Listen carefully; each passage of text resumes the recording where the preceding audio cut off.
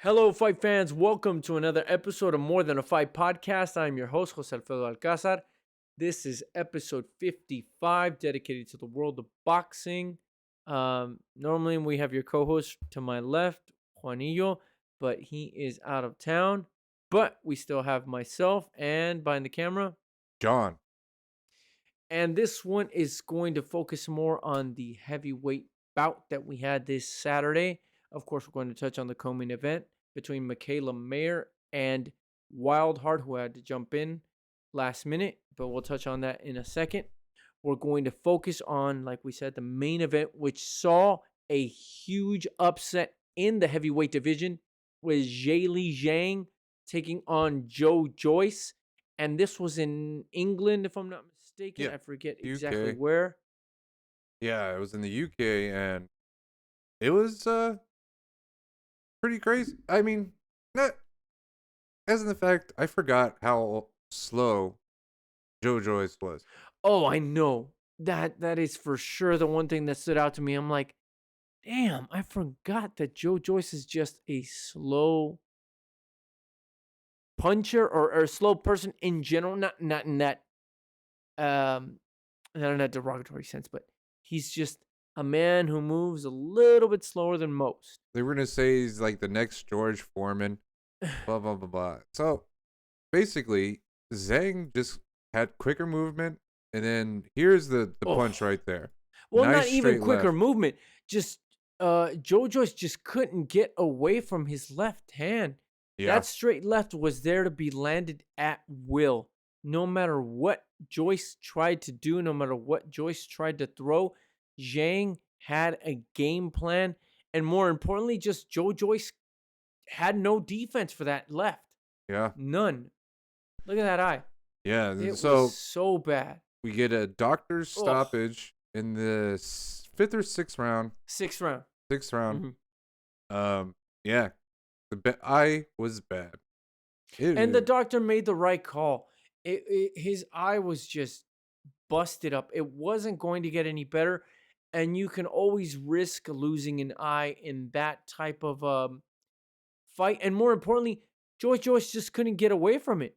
no, So why risk another round or another minute if you can clearly tell as a ref, as his corner should have been able to say, you know what, you can't get away from the punch. Why are we going to put you in harm's way?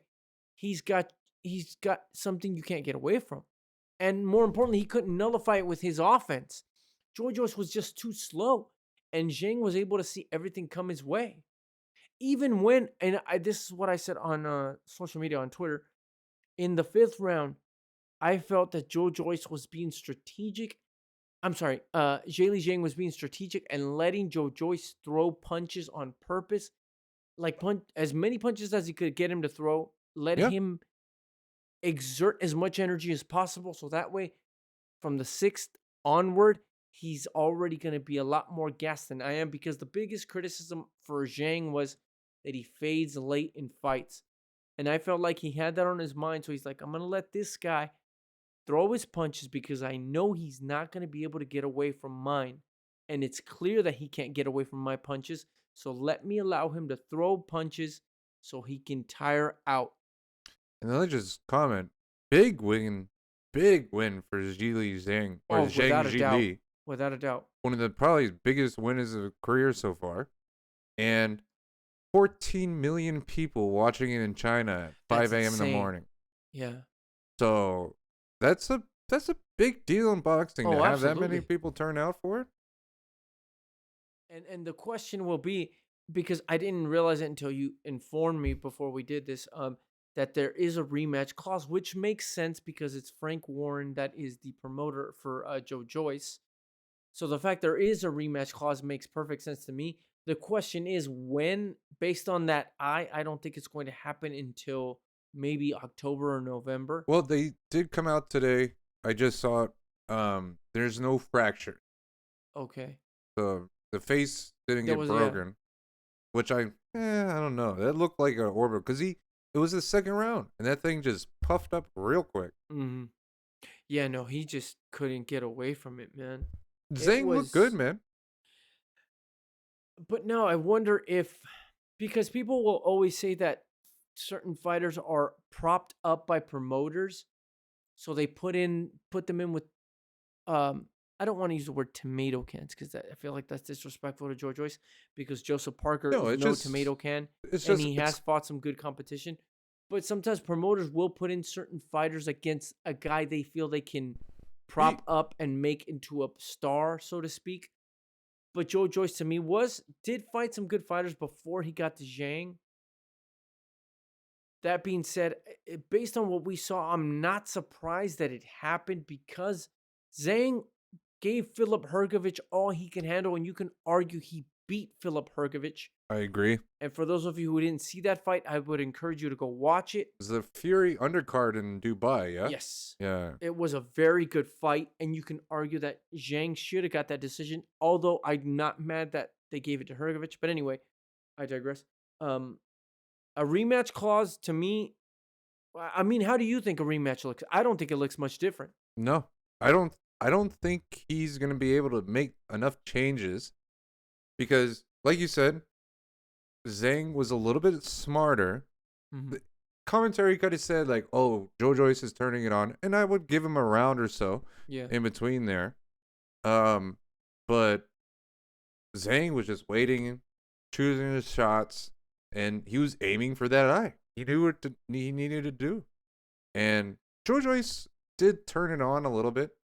You know, he saw a little bit of it, but Zhang was catching. Yeah, no, I mean, congratulations to China. I mean, they got an awesome heavyweight, and it creates more parity in the heavyweight division. But now the biggest question is, okay, let's Well, say you're that's a right. big deal. Like boxing heavyweight champion, you have a female MMA champion with Weili Zhang. Mm-hmm. So so it's a good time for combat sports in China, and I think they do need to go down there or something. Yeah, I wonder how that would look, or how they would organize that, because obviously there would be a big time difference. So Yeah, what time would you put it at? And then how would that work for, there's a lot that could happen. But I mean, if I'm Zhang, I want to fight in China without a shadow of a doubt, because he's going to get a massive payday by coming home. Imagine they'll put that fight in an arena. How many thousands do you think they could do? Of course, Derek Chisora. so Oh man. Derek Chisora made his Photoshop for the Bird's Nest Stadium in Beijing, China. Of course he did. War in China. Like I don't know if you should put the war thing in there with Taiwan going on and everything, but Yeah, no, but he's obviously doing that because he's Derek Ward Chisora. But no, no, for being realistic, nobody wants to see that fight, because but it'll be about the same thing that Tyson Fury did, except I think Zhang actually would put him away. He'll have the the the confidence to beat him not even already. the confidence, but he'll have the what's the word I'm looking for? He'll know, like, this guy is not in my league. Let me just put him away. Right. And You like I know, said, I think but no. I think this fight makes perfect sense in China, and I don't see how Joe Joyce turns it down, because he's gonna get paid. Because imagine how many tickets they can sell in an arena, like mm, you showed the Bird's Nest. That they could sell that out in China, because that is a massive thing for them to say we have a potential future heavyweight champion that could beat the likes of Tyson Fury, that could beat somebody like Anthony Joshua, that could beat somebody like Alexander Usyk. I mean, there's so much there that they can, 80,000 person stadium. yeah, that they can 80,000 make plus. happen is from a marketing standpoint. And I don't see, if you're Tyson Fury, how do you turn this fight down? Zhang didn't take a lot of punishment. Take this fight to No. China, and if you're Tyson Fury, you can get somewhere in the $50 million range if you're Tyson Fury, because Zhang's gonna command a lot. I would think Zhang could probably make at least 20 to 30. Maybe I'm being a little, um, maybe I'm exaggerating a little, but I think they could both make 8 figures easy I if they would put this fight in China. the only problem with that is what is the undercard? You know? I Mm, think that's kind of the issue. Like, what is your co-main? there's not another Chinese fight boxer that can really pop up there and be a name, like, you know what I mean? Right. I'm sure they can find somebody. I'm sure they can make it happen. That, or we For could the get right amount some. of money. Unfortunately, I hate to say it that way, but they can make it happen. No, with that, or you just get like it's all about Zhang, Right. right? You But know, if you're China, you overpay an undercard. Does that make sense? To oh yeah, have those that heavyweight yeah, fight, like yeah, let's I let's agree. That's what I'm speculate saying. or not let's speculate. Let's hypothesize that or you Yeah, know what I'm trying to say. Let's say you can get Tyson Fury to come to China. You overpay for Tyson Fury. You overpay the undercard to get the attention it's a because you sick know stadium. it's going to bring millions and millions of eyeballs, not just from the Chinese, but from the world. China has um that marketing power to bring eyeballs to this fight if they want to, and they absolutely have the money to make it happen. So it makes perfect sense if you host it in China. Not okay, let's say even if it's not Tyson Fury, Anthony Joshua again will bring eyeballs. So it makes perfect sense. Overpay if you're China because why not? Yeah, I agree. I think it's very easy. Very easy to be made in China for a Uh, number of reasons. yeah, let's finish up with the Yes. co-main of the event, and that was Michaela The Mayer ladies. versus um Lucy Lion. Wildheart? Yeah, Lucy Wildheart. Mm. Now, originally it was slated for Napataru. Lin Yeah, and Leonard so Tao? Or the like it's commission said that she had a a lens over her eye? yeah, I guess they replaced the lens, and but it's permanent. She's been fighting with it for years, but the commission came and said no, no. And so on 24-hour notice, we had Wildheart come in, Yeah. and I mean, yeah, uh, it's hard because you can interpret this